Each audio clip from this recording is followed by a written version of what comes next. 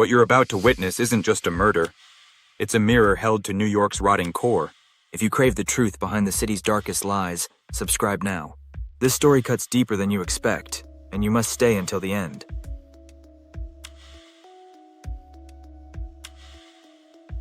Rain hammered the Bronx alley, turning the pavement into a black mirror that reflected the stuttering glow of a dying street lamp. Maria Lopez's body lay crumpled against a dumpster, her blood pooling like spilled ink, seeping into the cracks of a neighborhood the city had long abandoned. Her eyes, wide and unseeing, stared at the graffiti-scrawled wall. Nadie se salva. Nobody is saved. The killer had carved those same words into her chest with surgical precision, a message not just for her, but for anyone who dared look. Sirens wailed in the distance, too late to matter. The metallic tang of blood hung heavy, mixing with the stench of rotting garbage and despair. Detective Elena Russo skidded to a stop at the alley's mouth, her boots splashing through puddles. Her flashlight beam cut through the downpour, landing on Maria's lifeless form. Russo's stomach churned, not from the gore, but from the familiarity. Third body this month. Same ritual. Same forgotten corner of the city. She crouched beside Maria, noting the cheap Virgin de Guadalupe pendant around her neck, now slick with blood. Another one nobody cared about, Russo muttered, her voice barely audible over the rain. Maria was undocumented, a ghost in the system, just like the others. The killer knew exactly who to target, the invisible.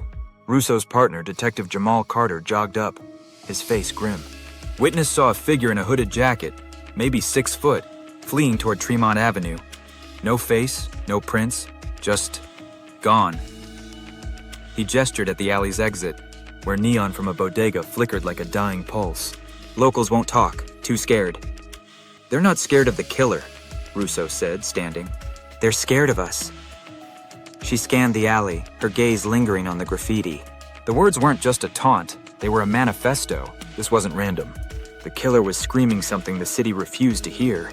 Hours later, at the 44th precinct, Russo pinned Maria's photo to a corkboard already crowded with victims. Javier Ortiz, a day laborer. Aisha Khan, a street vendor. All poor, all marginalized, all carved with the same phrase. The precinct buzzed with late-night chaos, phones ringing, officers shouting. But Russo's focus was razor sharp. She traced a map of the kill sites: Hunts Point, Mott Haven, Melrose, the South Bronx's poorest pockets, where gentrification's shadow loomed but never brought change. He's hunting where the city's blind spots are widest, she said. Carter leaned over her shoulder, his coffee breath warm. You think it's political? Some kind of vigilante? Or someone who's been chewed up by the system so long they're spitting it back? Russo's eyes flicked to a news clipping on her desk. City approves luxury tower in Mott Haven, displacing hundreds. The developer, Victor Crane, grinned in the photo, his penthouse view untouched by the streets below. She tapped the clipping. Maria lived in one of those buildings, evicted last month. Carter frowned. You think Crane's tied to this? Before Russo could answer, her phone buzzed. A text from an unknown number. Look at the pendant. Her blood ran cold. She grabbed Maria's case file, flipping to the evidence log. The virgin pendant had been bagged, but a close-up photo showed something etched on its back. A tiny, jagged symbol, like a broken crown. Russo's breath caught. She'd seen that symbol before, on Javier's watch, etched into Aisha's ring. The killer's signature, missed by everyone. She slammed the file shut, her voice tight. We've been looking at the bodies wrong. It's not just the words, it's the keepsakes. She pulled up the evidence photos, her fingers trembling. Each victim had a personal item marked with the same symbol. He's not just killing them, he's branding them. Carter's eyes widened. Branding them for what?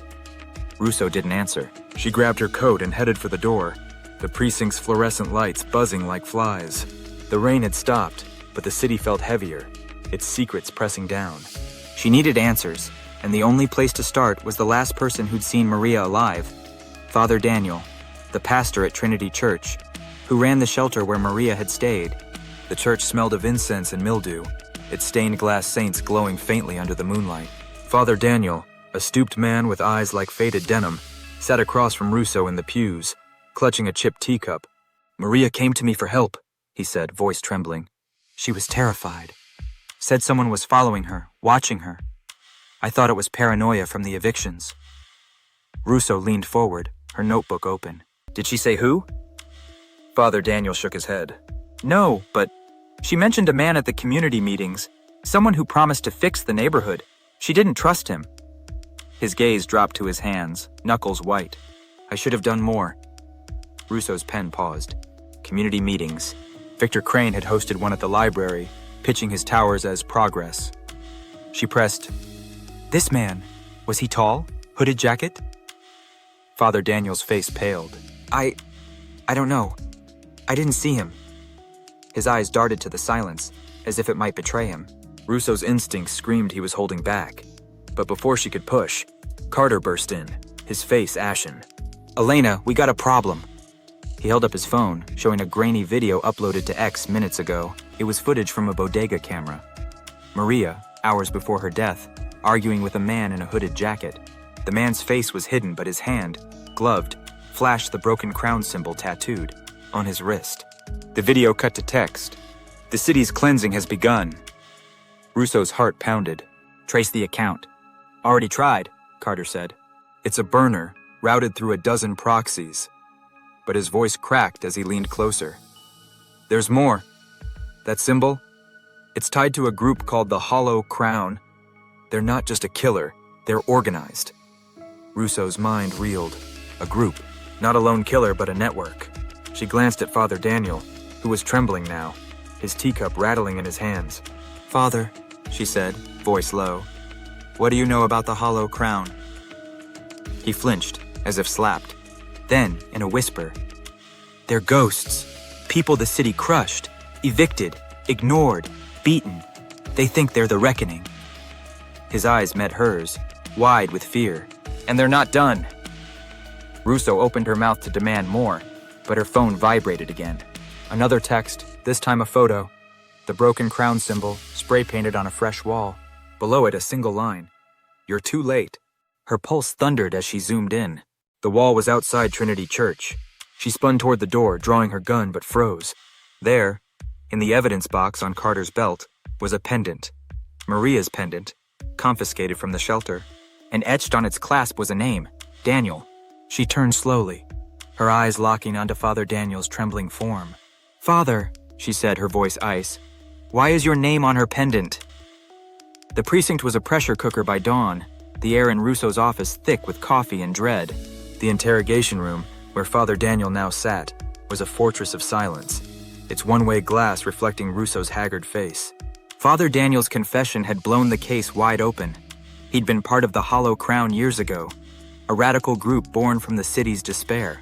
He'd left, or so he claimed, but Maria had come to him, begging for protection from the Crown's enforcer. He'd failed her. Carter paced behind Russo, his voice low. "You believe him?" "I believe he's scared," Russo said, watching Father Daniel through the glass. "But scared of what? The killer, or being exposed?" She flipped through his file. Decades of sermons against corruption, protests against Crane's developments. A trusted leader, and yet the pendant, the name. In the interrogation room, Father Daniel's voice cracked. "I didn't want to help Maria. I didn't know how. The Crown, they don't forgive traitors." He buried his face in his hands. "I thought I was free." Russo leaned forward, her voice like a blade. "Who's running the Crown now? Give me a name." Father Daniel's eyes darted to the door, as if expecting it to burst open. "I don't know his name, but he's close. Someone with power. Someone who knows the city's veins." He swallowed hard. "Check the evictions, the money. It all leads back to Crane." Russo's blood ran cold. Victor Crane, the developer whose towers had displaced Maria, Javier, Aisha.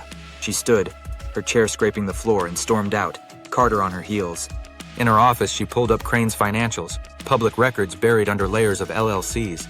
One name kept surfacing, a shell company tied to the 44th Precinct's own captain, Richard Holt. Carter's jaw dropped. "Holt? Our Holt?"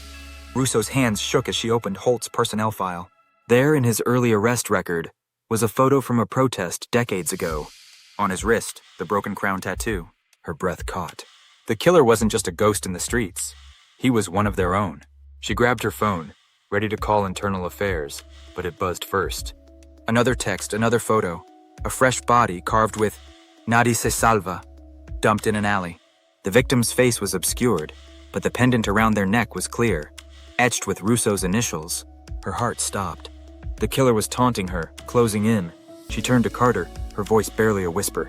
We've been played. The Crown isn't just a group, it's a machine. And Holt's not the top. Carter's eyes widened. Then who is? Before she could answer, the precinct's lights flickered. A scream echoed from the evidence room. Russo sprinted toward it, gun drawn, her pulse a war drum. The door hung open, and inside, sprawled across the floor, was Captain Holt, dead, his throat carved with the Crown symbol. Pinned to his chest was a note.